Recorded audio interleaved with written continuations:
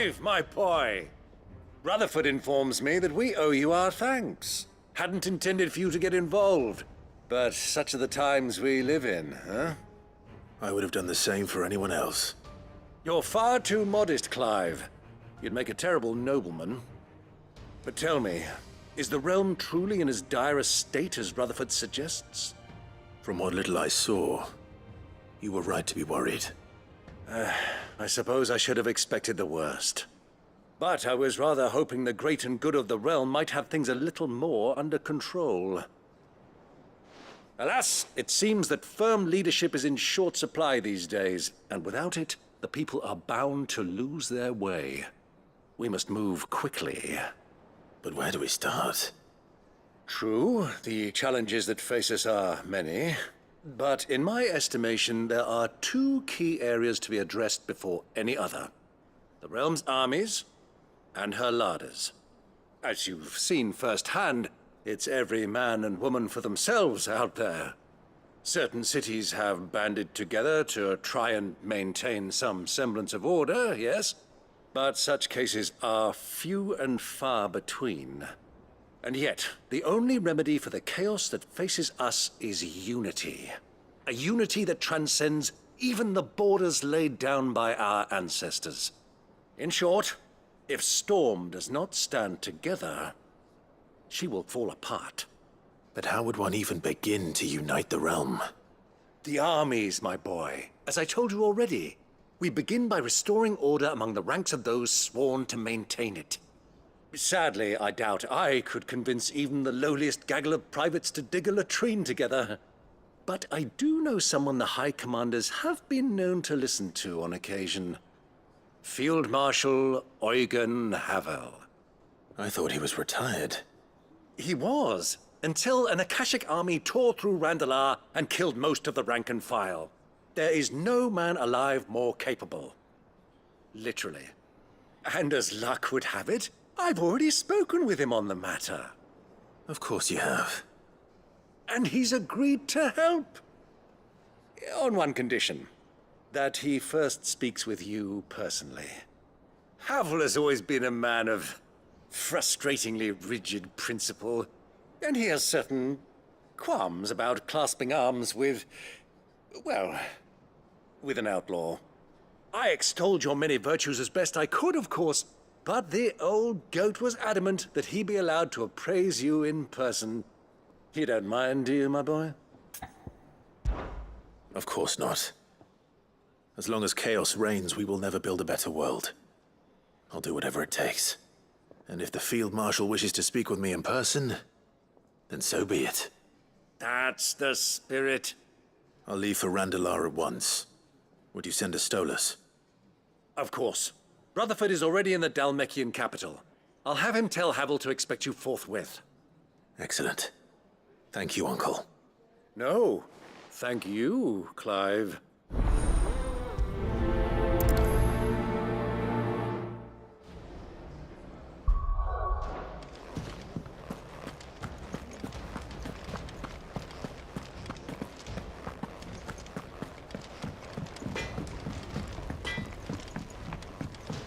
Say what you will.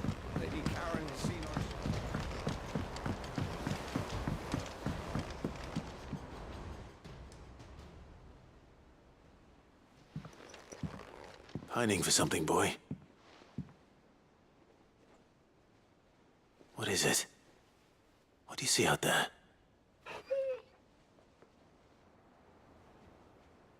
I never did ask where you got that anklet of yours. From Sid, that's why. On the day he brought him home. That long ago? And you're only thinking to ask this now? Sid saw that the pup had a habit of gnawing on his leg, since you ask. Clap that there iron on him to keep him from doing it. What was wrong, boy? I'll take like as not. Must have been hard on the poor whelp losing his loving masters at such a young age. Doubly hard in being a frost wolf, torn away from his icons and all. Sid would always tell him, you want that iron gone, you find what it is you're looking for. I reckon what he was looking for was you. I'm sorry, Torgal. Sorry for making you wait so long. Let's get that thing off you.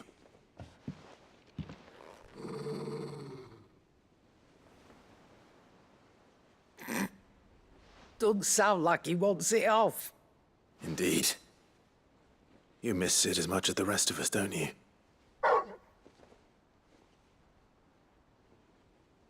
You want me to go with you somewhere?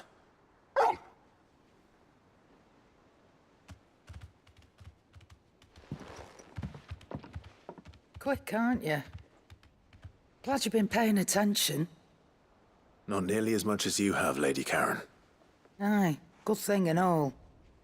It's not like Gav would have kept him in nuts and rubbed his belly these past 10 summers. Your kindness is appreciated. You've been a good friend to him. Only because he doesn't talk back like the rest of you. Go on now.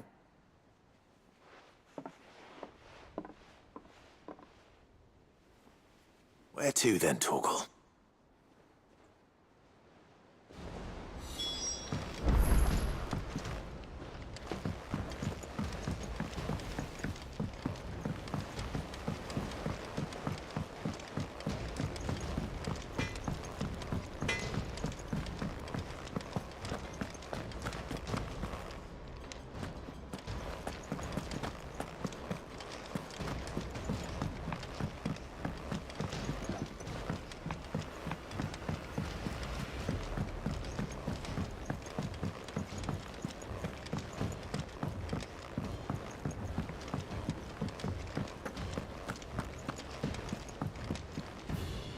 Vivian, I read your note, and I'd be happy to help you find the book you're looking for. Thank you, Clive. But tracking it down will not be easy. Are you sure? Please. You have always granted me your wisdom and insight whenever I asked. It's only right that I return the favor. Or at least attempt to. You are too kind. Alas, what I ask of you is rather more trying than delivering the odd lecture. I spoke with Harpocrates to see if he had any inkling as to where another copy might be found, but... But perhaps it is best that you hear the details from him. If you say so. Forgive me, Clive, for asking this of you. But this book, it set me on the path to becoming who I am today. Its importance cannot be overstated.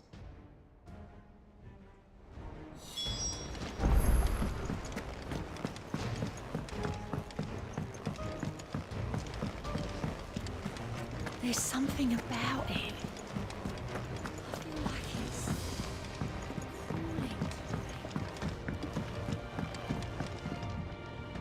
All right, Torgal. Where are you taking me? I'm going to need a little bit more than that, boy. Do you have a better hint for me? Unless... you've already given me one. Back on the rear deck, you were looking west, toward Rosaria.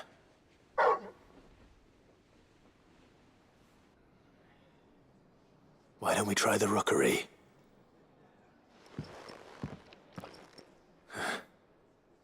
I haven't been to the island in almost 20 years. To Port Isolde, then. Fingers crossed the old mooring is still there.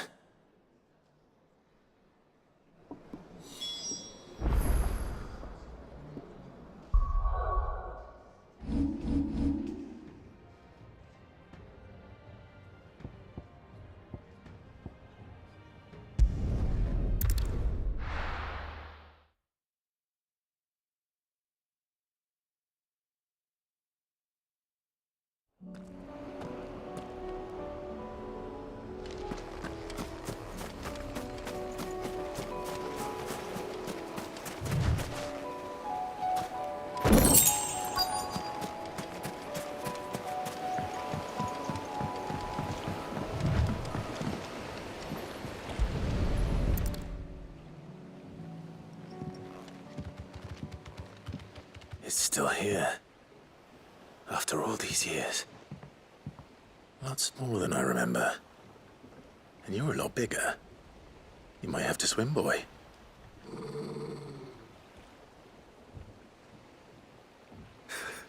I wasn't being serious.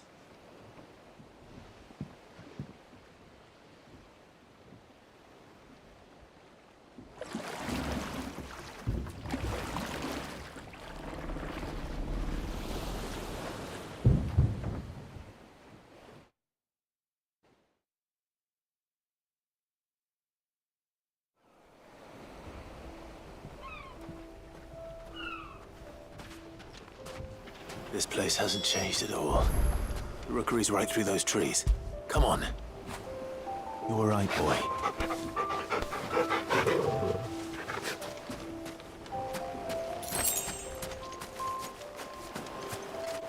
Race you there? I bet I could still beat you.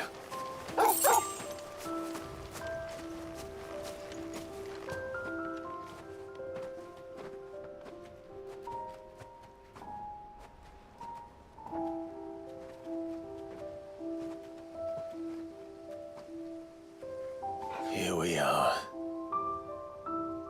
This was our hideaway. Wasn't it, Torgal?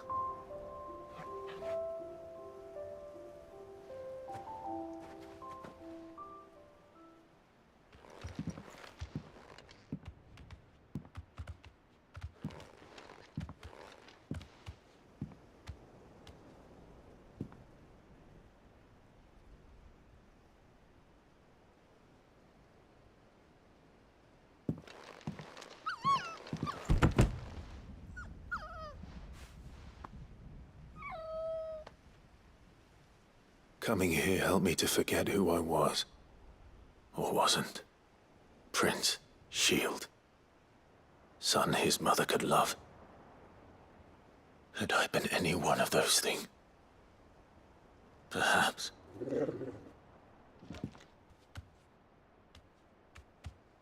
What is it, boy?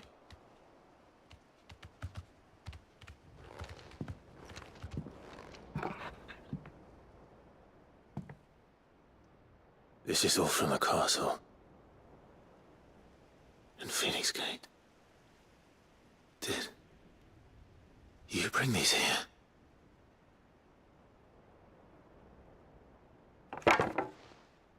My sparring sword.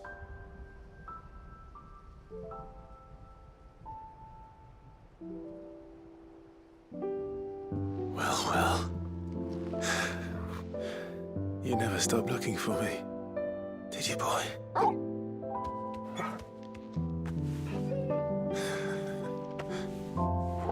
Thank you, Torgal. For never giving up. For never forgetting.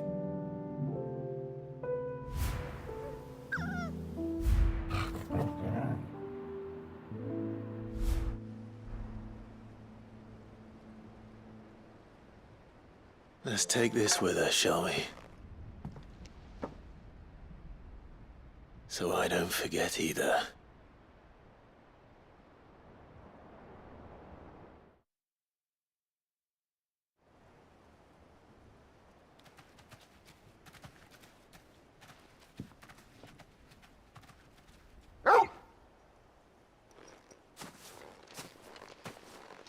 That's not the way back to the boat, Torgal.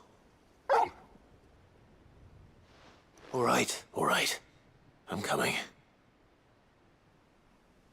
I think I know where we're going.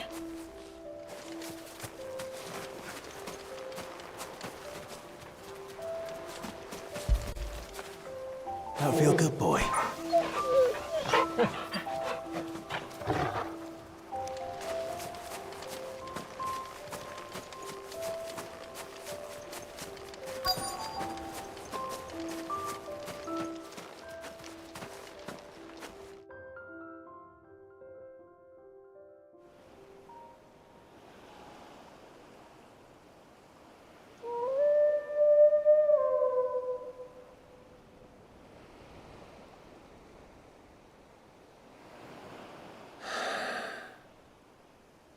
People always talk about the importance of putting the past behind you.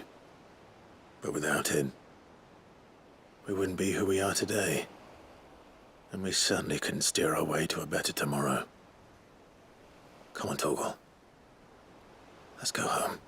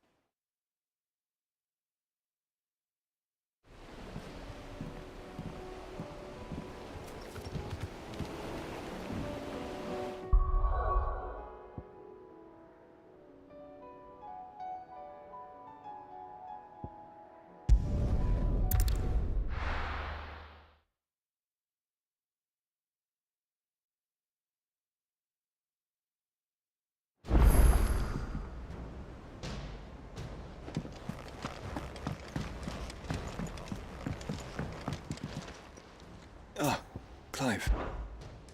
Joshua, what's wrong? And don't say nothing. It's...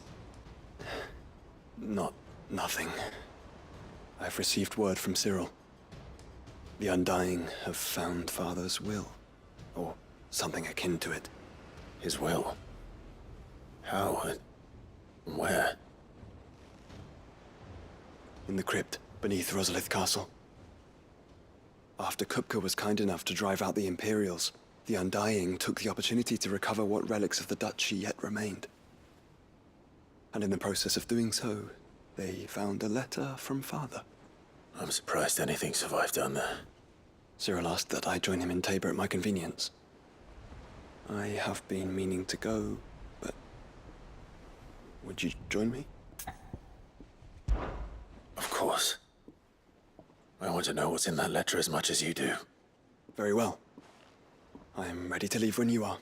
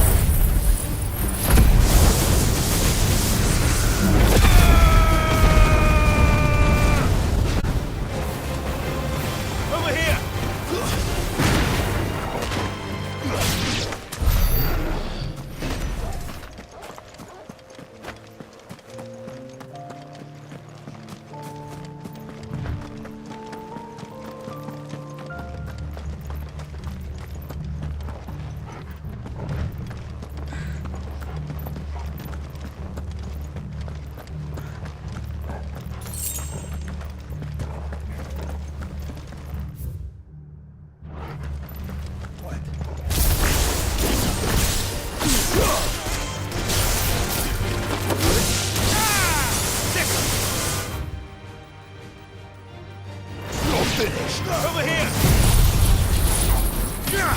Farewell!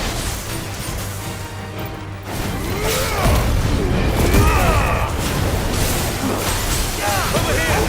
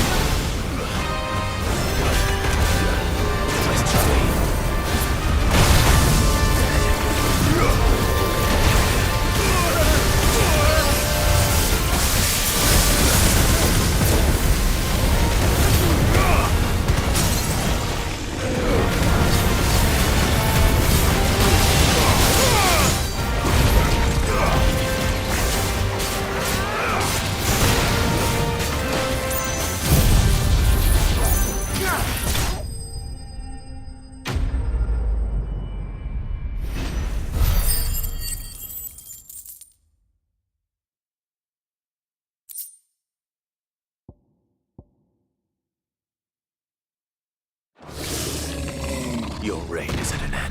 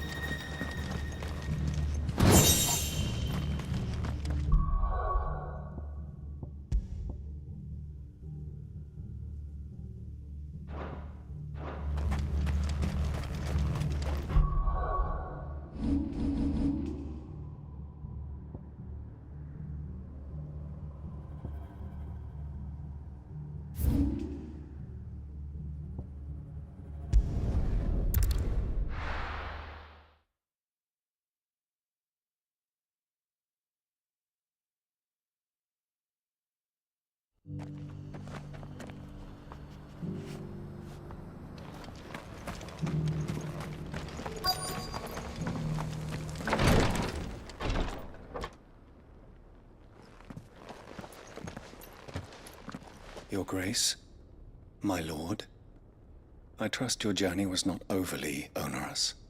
Cyril, you found a letter from Father. Yes, I have it here.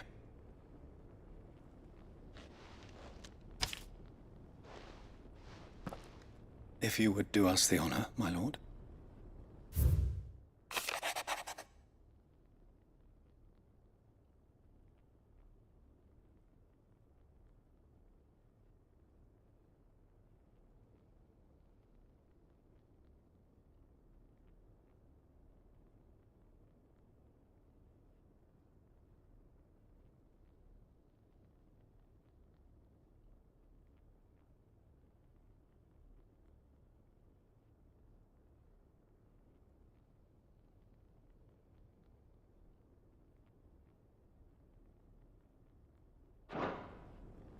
An inheritance. It would seem the late Archduke penned this missive shortly before his passing. The day before we left for Phoenix Gate. What are these plans he spoke of? His plans for the duchy, Your Grace. Your father entrusted them to my predecessor, the former bearer of the Burning Quill, who entrusted them in turn to me. The complete emancipation of bearers is their stated aim. But your father's dream did not end there. His Grace also spoke of building hospices to care for those stricken by the curse, and the founding of a new university to further the development of non-magical technologies. With the blight spreading ever more widely across the twins, Archduke Elwyn saw this as the only means of securing Rosaria's survival. He wished to see men and bearers treated as equals. To see centuries of common wisdom overturned. Small wonder he did not think it achievable within his lifetime. But he thought it achievable nonetheless. Had he not, he would never have written this message. Nor would he have entrusted his vision to his most faithful aides, those who would have stood with you, shielded you from the machinations of the less benevolent personages at court. It's a pity only they are still with us. 'Tis true that those most loyal to your father were the first to suffer the Duchess's wrath. But one at least remains, and she has come bearing gifts. What do you mean? Mayhap it is better that she explain, my lord. After all, the duties entrusted to me by my predecessor extended only to recovering His Grace's will and arranging a meeting with the one who might execute it, or a part of it at least. And where is this woman? She awaits you in the archive, Your Grace. Thank you, Cyril. Shall we then?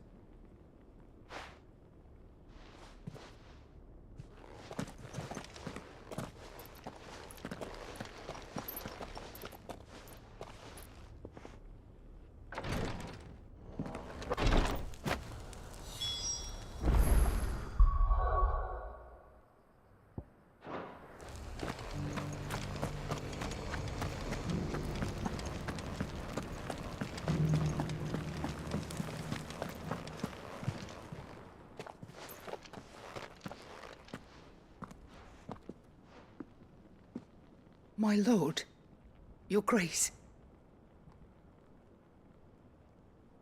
I hardly recognize you. I am Goditha, retainer of House Rosfield, loyal servant to the Phoenix and his shields. Your father, the Archduke Elwyn, entrusted me with the delivery of a gift. I only hope you can forgive my tardiness in bringing it to you. Lift up your head, Lady Goditha. You have our gratitude for your service to our house and to our father. I merely did my duty, as any proud Rosarian would. My lady, perhaps you could explain a little more? What exactly is the gift you bring? As I'm sure you know, it has long been the custom for the children of House Rosfield to be presented with certain keepsakes upon their coming of age. Indeed it has. Our father often spoke of the day when our turn would come. And had he lived to see it, he would have presented you with the treasures I bear. Matching armbands for you both. Alas, he did not live. Indeed, he was taken from us even before they could be completed. He had intended to claim the Heartstone with which each armband was to be finished himself, but it was not to be. And his gifts remain incomplete.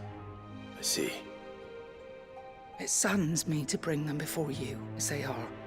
It was your father's wish that you be presented with the finished articles, not these works in progress. But with his grace long since gone, and the stone left unclaimed, I had little choice. You are grown men now, and his house is yours. And while I would not presume to insist upon your claiming the Heartstone in his stead, I know that nothing would have pleased him more than for you to do so. Thank you, Lady Goditha. What say you, Clive? What else? Of course, my lady. May our father's will be done. Oh, I am much obliged. Do you know where we might find this Heartstone, my lady? I do. Though it may be a matter of a good deal more than simply happening upon it. It is found in the bellies of elder griffins, you see. We do at least know where to find one. A certain specimen has made its nest in Titan's Wake, not far from here. A certain specimen? You are most perceptive, Your Grace. In answer to your unspoken question, yes. In fact, this is the very same beast your father meant to slay. I have been tracking its movements since you were but a boy. Were you to slay it in his stead, as men of House Rosfield, it would surely make your father proud. What say you, Joshua? What else?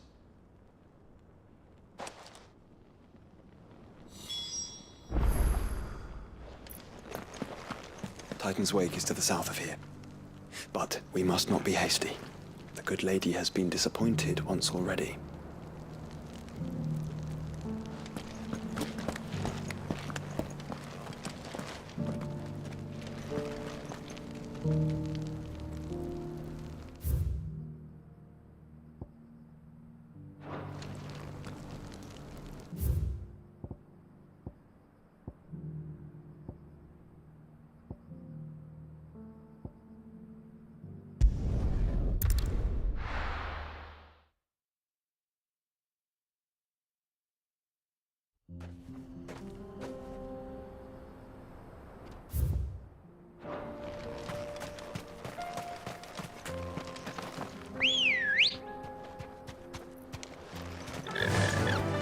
Fly, Ambrosia!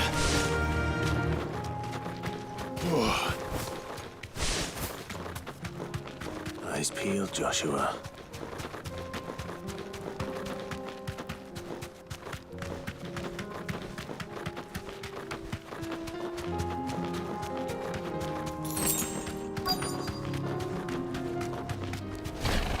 There it is. For House Rosfield.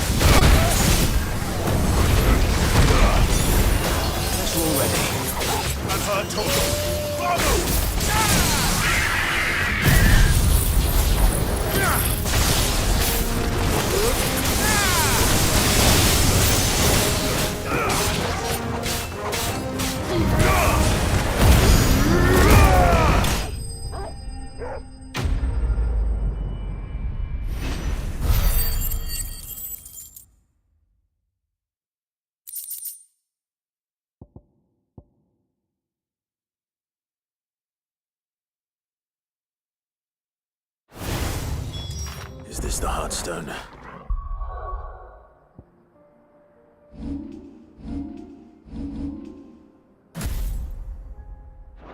I expect Lady Goditha will know.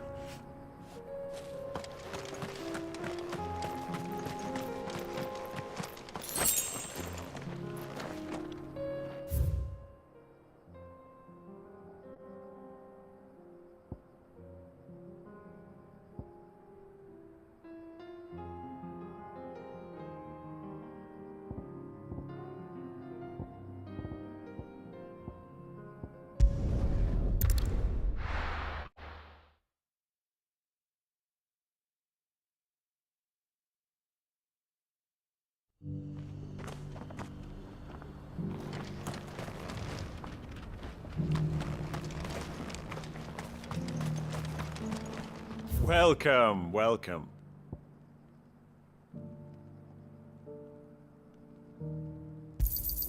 A fine choice.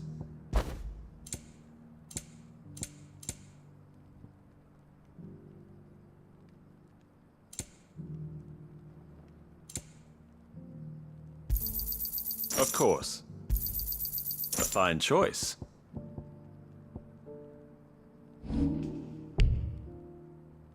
Take care.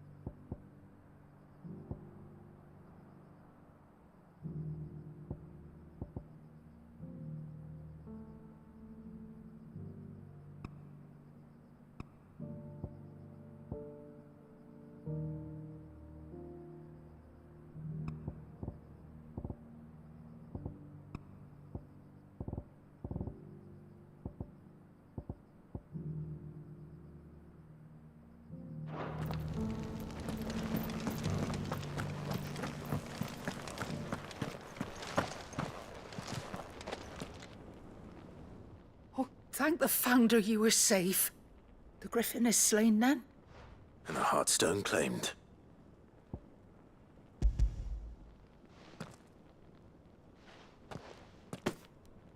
Yes. This radiant luster, like frozen flame, it is just as your father described it. Thank you, my lord. Your grace. Your father would be so proud. Lady Goditha, the lapidary is ready. Thank you, Cyril. I will be with him shortly. If you would excuse me, I shall have the stone cut and set forthwith.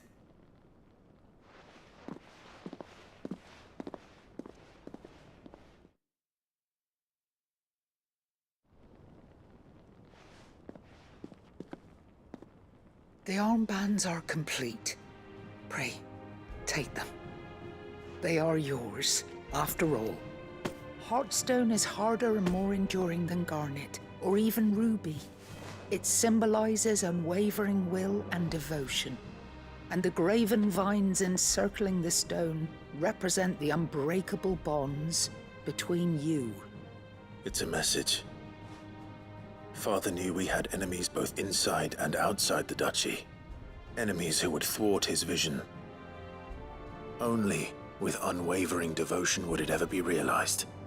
And only if we stood together, as Phoenix and Shield, as brothers in arms. Only then might those enemies be overcome. Indeed. His Grace knew the enormity of the task he would entrust to you, his heirs. But this was more than just a message. It was a promise. That he would always be with you. Thank you, Lady Goditha, for remaining the steadfast custodian of our father's will. Forgive me, my lady, but there is something I don't quite understand. The Undying told me that after Father died, Mother claimed all of the ducal treasures for her own. Even if the armbands were incomplete, she would surely not have overlooked them. So, how were you able to keep them from her? Because I was the keeper of the vault. Though I was but a lowly servant, your father spoke to me of his intentions for the bands, of the deep love he had for both of you, and his hopes for your future. In the days before the disaster at Phoenix Gate, I discovered that the Duchess had ordered her jewelry be sent away from the castle. It was then that I knew she meant to betray us. I tried to warn your father, but it was too late. When word of the fire reached Rosalith, I knew my time was short. So I took up the armbands and I fled into the night. And thank the Founder you did. Yet my duty to your father was incomplete. Not knowing what else to do, I followed the Griffin, thinking I might claim the Heartstone on its passing. And so my pursuit continued, until Lord Cyril appeared before me. He informed me that His Grace's will had been recovered, and that his sons were alive and well.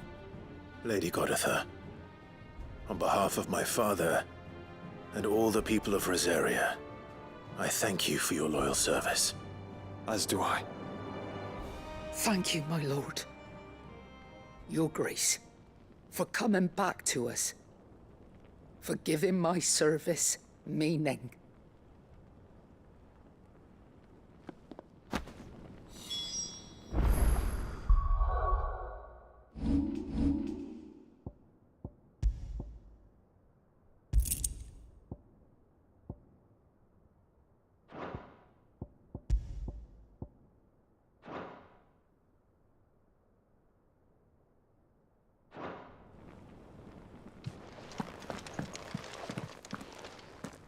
The bands suit you well.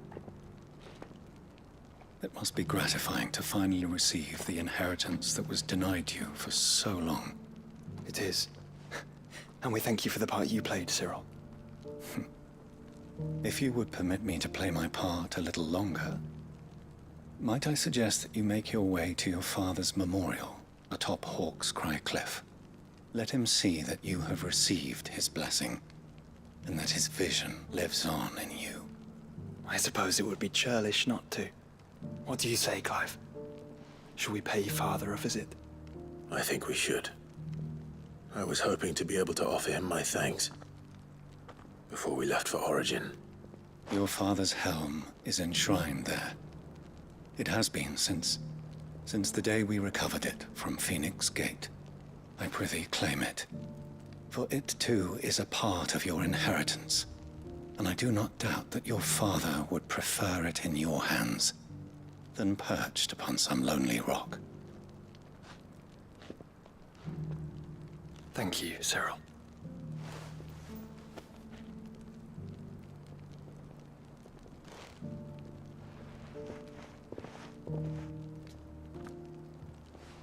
Come on, Clive. He's waiting.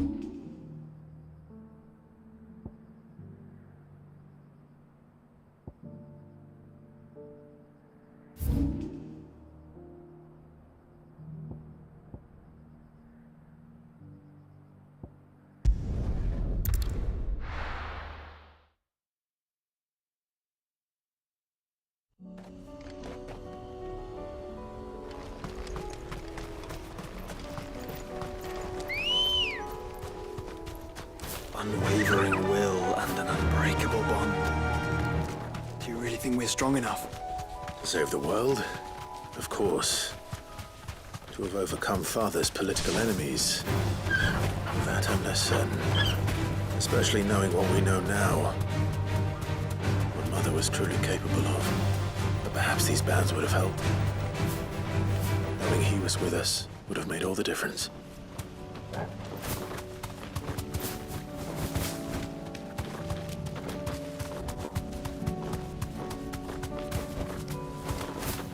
It's just back there.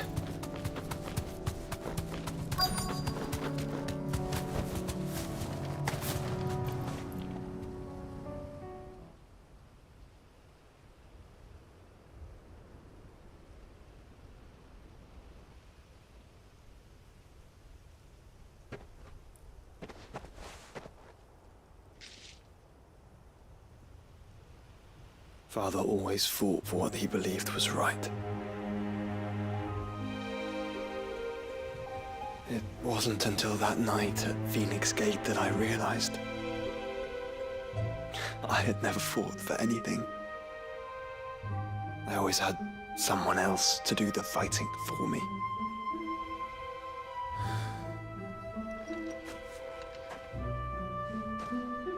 No matter how fate conspired against him, he never lost heart, never looked back, never stopped fighting.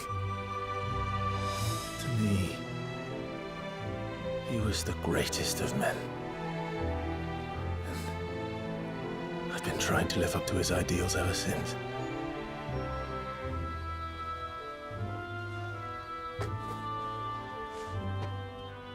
We all have, Clive. We all have. And we'll keep trying. Because that's what he would have wanted. What he would have done himself. Even if it meant standing against the very gods in the heavens. I shall be borrowing this, Father, if I may. That you might watch over us as we follow in your footsteps.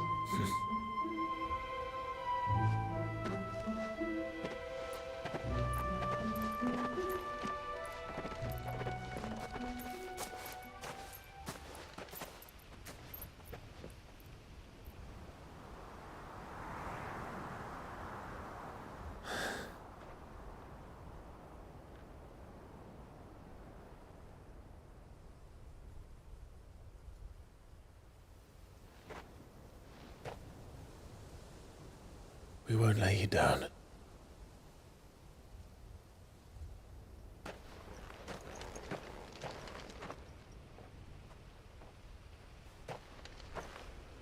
Onward then. Onward. To the end. And to a new beginning.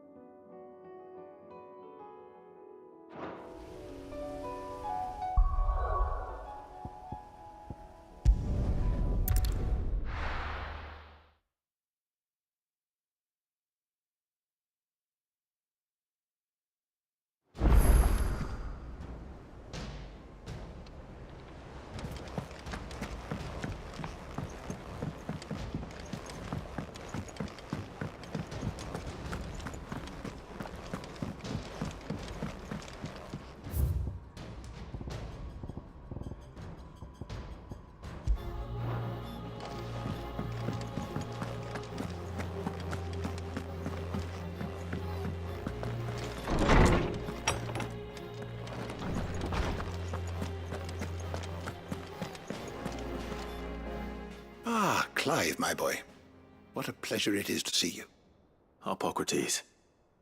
There's something I need to ask you. I've been charged with locating a book called From a Distance. Then you seek a rare gem indeed. One whose name I had not thought to hear from your lips. You've been talking to Vivian. Right as always. But she didn't seem keen to tell me very much. I take it she didn't like what you had to say. And yet I gather it did naught to dissuade her. Clive, if the young professor has tasked you with obtaining a copy, I fear she asks the impossible. The executors would not allow it. The executors? Coveters of secrets. A clandestine organization committed to the collection and intenebration of forbidden texts and technologies. One such text being the tome Vivian seeks, chronicling as it does the true history of the enslavement of bearers.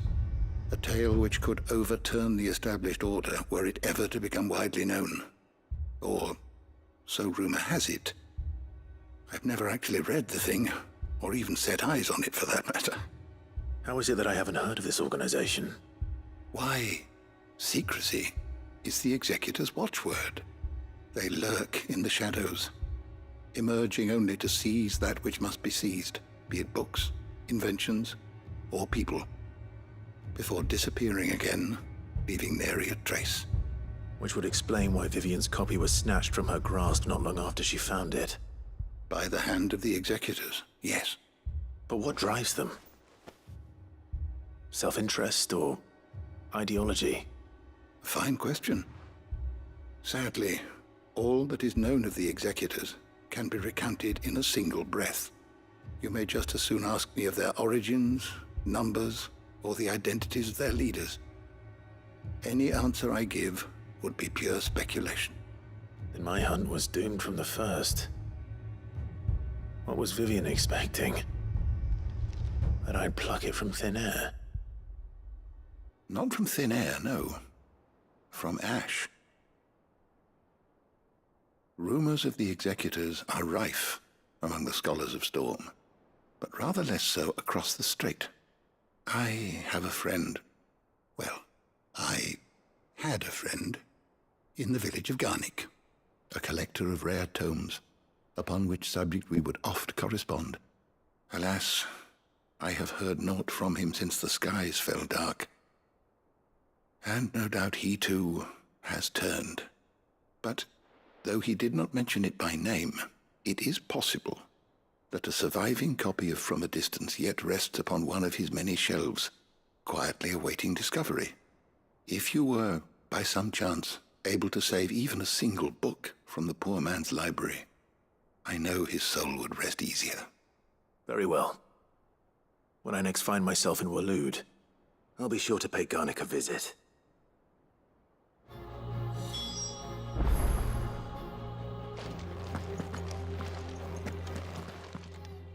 I was wondering when next you'd visit. I have a few new notes that might interest you.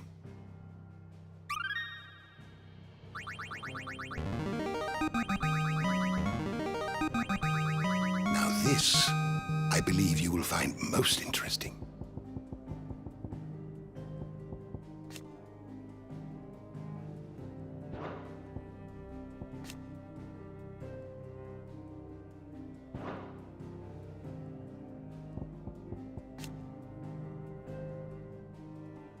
What subject shall we consider today?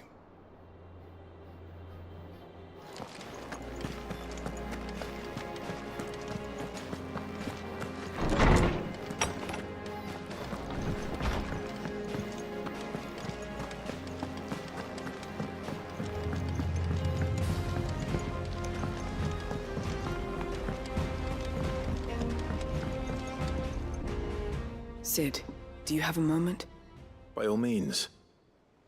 It's my old master. Seems there's no escaping her. She found some way to send me a letter. And something else.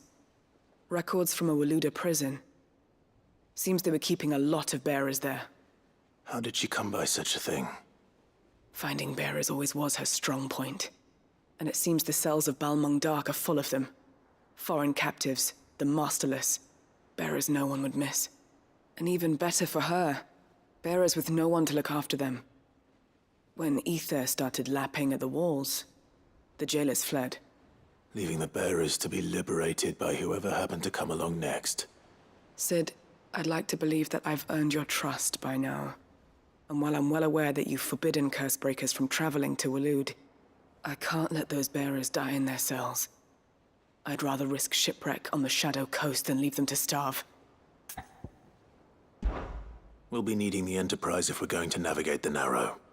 Does that mean... I'm making an exception, but we travel together. And we stay no longer than we have to. Ash is an inhospitable place at the best of times. We save as many as we can, and we leave. Thank you, Sid. There was a name in the prison register. A name from my past. Chadwick. Another of my former master's protégés. A gifted soldier, and the closest thing I had to family. The thought of him held captive in that place.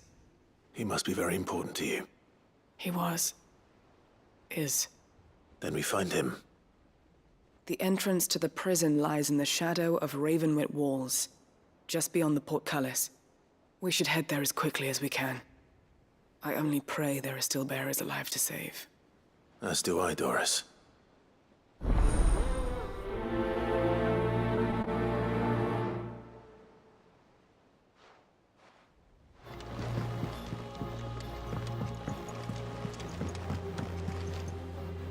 Sid, I was wondering if you could help me. It depends what with. A bearer, but recently freed from his bonds, is keen to join the Cursebreakers. As you know, the work we do is not easy, which is why we test every volunteer's suitability. I was hoping you could oversee this one's evaluation. I don't mind, but why this one? Because he wants to be a scout. Our ranks are filled with men and women capable of breaking chains and putting slavers to the sword. But scouting, we're few with the nose for that, which is why we still rely so heavily on Gav. And since he accompanies you on so many of your missions, I thought you might be better placed to recognize the traits in him that we should look for in those who'd fill his boots. Sounds reasonable. So you're happy to oversee the boys' test, then? One can never have too many scouts. Truer words, Sid. I'll let the initiate know that you'll be attending his trial, and that he is to proceed directly to Northreach in readiness. No time like the present, eh? No time like the present. I'll await you there.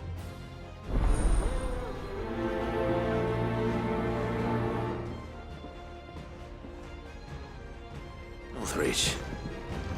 I don't suppose they could have chosen somewhere closer.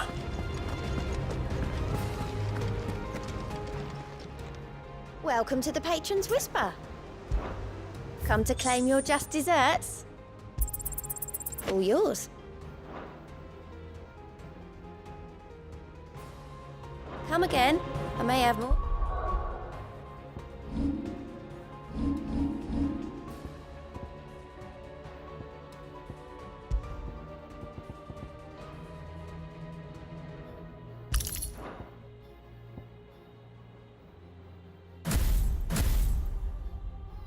For ya.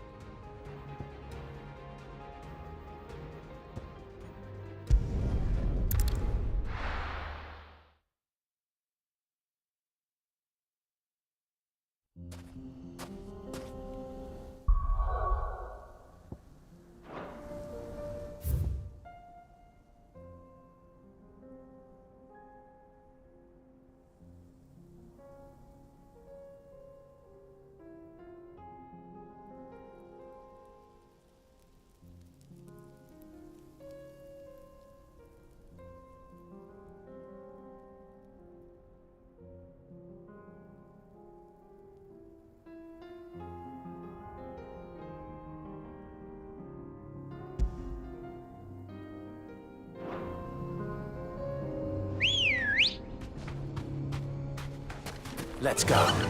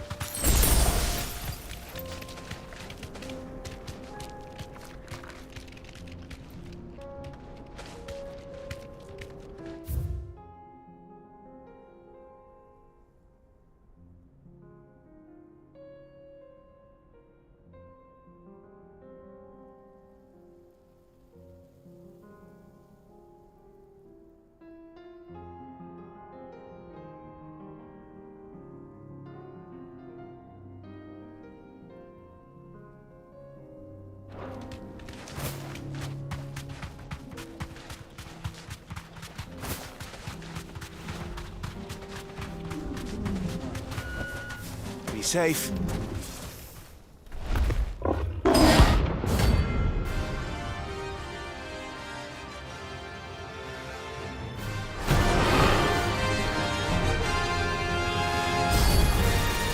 not gonna run on this one.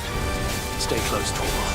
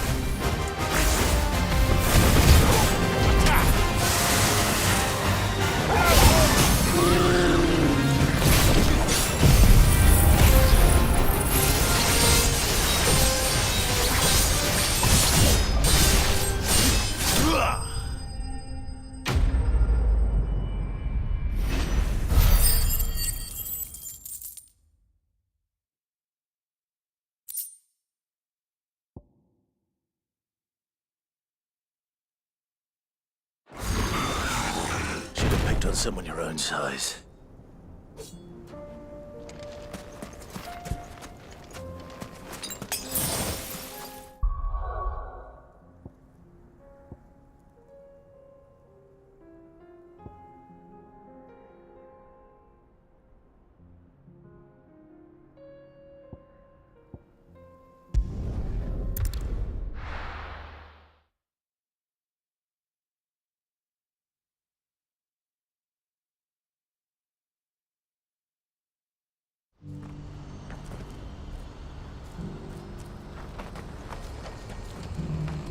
Do you see that too?